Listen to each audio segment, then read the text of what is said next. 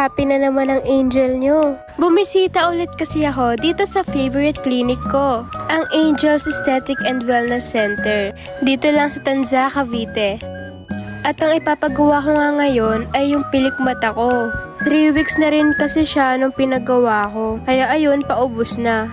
Ayan guys, binabaran siya ng cream para kusa siyang umalis.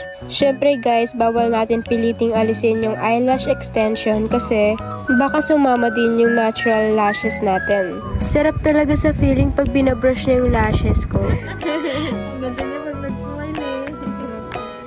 Charan! Wala na ulit akong eyelash extensions. Pero syempre, magpapagawa ulit ako. Alam niyo ba guys, dito lang ako pumupunta pag kailangan kong mag-pamper or magpa-enhance ng beauty ko.